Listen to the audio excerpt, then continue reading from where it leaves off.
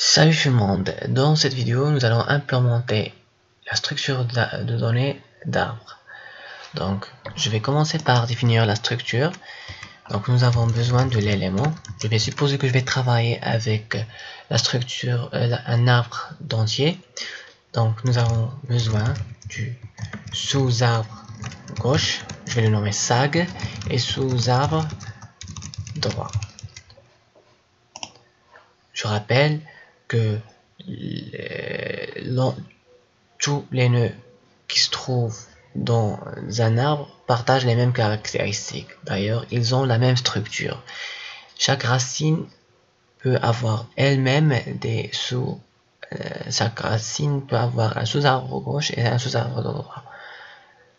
Et un entier. Donc, pour savoir si un arbre est vide, return arbre est égal à nul.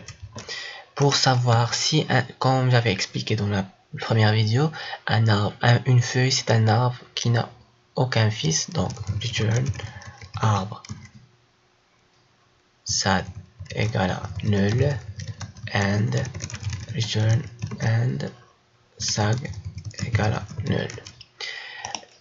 Donc je vais garder la hauteur d'un arbre pour l'instant. Donc pour l'opération de l'insertion, je vais créer une fonction qui va me permettre d'allouer un arbre, créer nœud avec élément, pour que la définition de ma fonction soit la plus simple possible. Donc arbre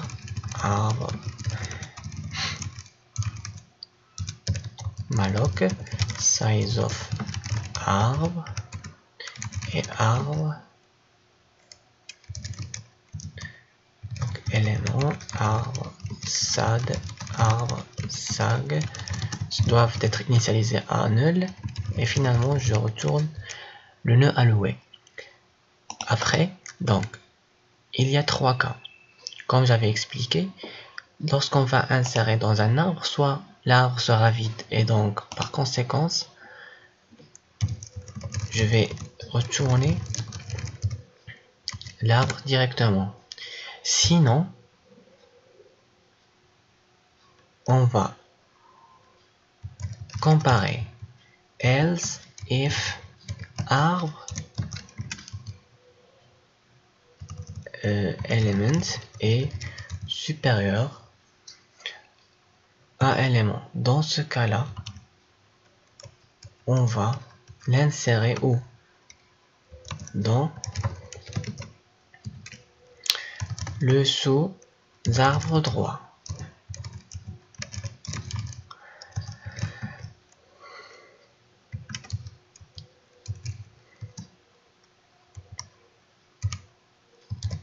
Sinon, je vais l'insérer dans le sous-arbre gauche. Donc, je vais expliquer ça tout de suite. Donc, comment on va appeler cette fonction? Voici un exemple d'appel. Donc, pour insérer, donc j'aurai par exemple le arbre initialisé à nul. Si je veux appeler cette fonction, je vais l'appeler comme ça, arbre 1. Donc je m'excuse, donc ici créer nœud,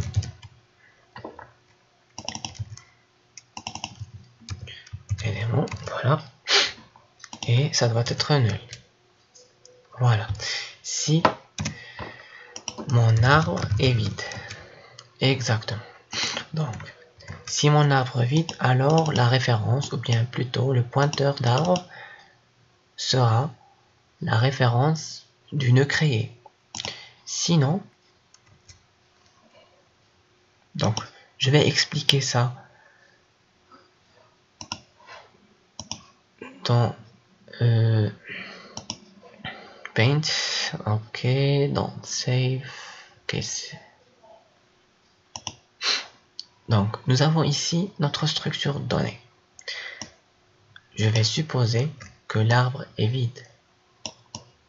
Le cas d'un arbre vide. Alors, voici l'adresse mémoire de l'arbre. Alors, si l'arbre est vide, alors ça va pointer sur l'élément, sur un espace mémoire disposant d'un pointeur SAD et plutôt G et SAD.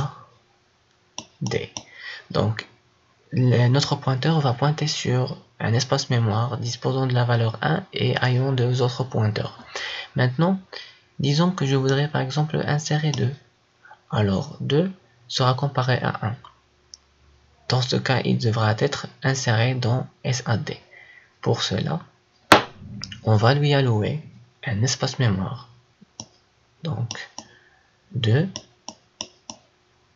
lui-même dispose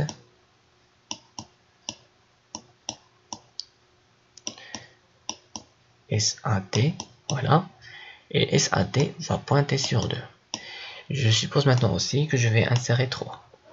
Donc dans ce cas-là, je vais l'insérer dans l'arbre. L'arbre n'est pas vide, alors on va le comparer avec 1.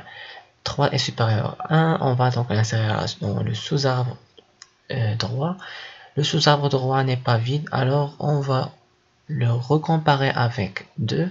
Donc 3 est supérieur à 2, donc puisque SAD est vide, alors on va appeler cette instruction-là, créer nœud. Donc on va lui créer un espace mémoire d'arbre lui-même disposant de SAG, SAD, et SAD va pointer sur 3. Si par exemple j'aimerais insérer 0, alors on va le comparer avec 1, puisque 0 est inférieur à 1, alors, et SAG, bon, le sous-arbre gauche est nul, donc est un arbre vide, alors on va créer un élément, un nœud, SAG, SAD, et SAG va pointer sur ce nœud là. Donc nous avons bien un arbre ici, donc 1, 0, 2 et 3. C'est comme ça.